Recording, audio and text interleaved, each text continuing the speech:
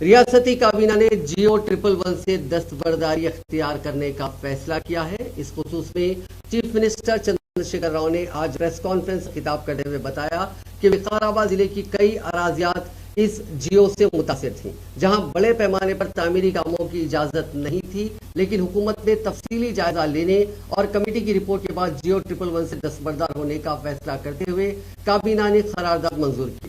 انہوں نے کہا کہ اس سلسلے میں قانونی پیچیدگیوں کو دور کرتے ہوئے تازہ جیو جاری کیا جائے گا۔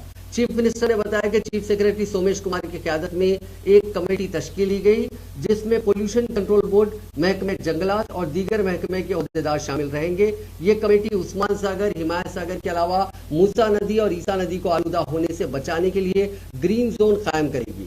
اس سلسلے میں ایک ماسٹر پلان بھی تیار کیا جائے گا۔ چیف منسٹر نے کہا کہ جاریہ یاسنگی سیزن میں مکمل دھان کی خریدی ریاستی حکومت اپنی طرف سے کرے گی۔ فی کوئنٹل 1960 روپے ادا کرتے ہوئے دھان کی خریداری کی جائے گی۔ چیف منسٹر نے کہا کہ مرکزی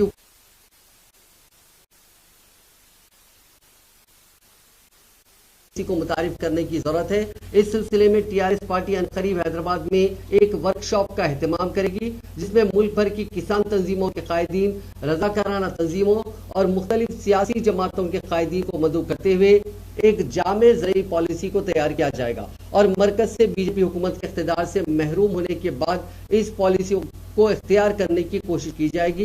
اس موقع پر چیف منسٹر نے کہا کہ ریاستی کابینہ میں تلنگانہ میں 6 نئی خانگی یونیورسٹیز کے قیام کی منظوری دی ہے، جن میں Kaveri agriculture university, pharma university, Amethi university, CII Guru Nanak اور MNR یونیورسٹی شامل ہے۔ انہوں نے بتایا کہ فارما یونیورسٹی کو فوری اثر کے ساتھ قائم کرنے کا فیصلہ کیا گیا۔ اس یونیورسٹی میں امریکہ کی کئی فارما کمپنیوں نے سرمایہ کاری کی پیشکش کی ہے۔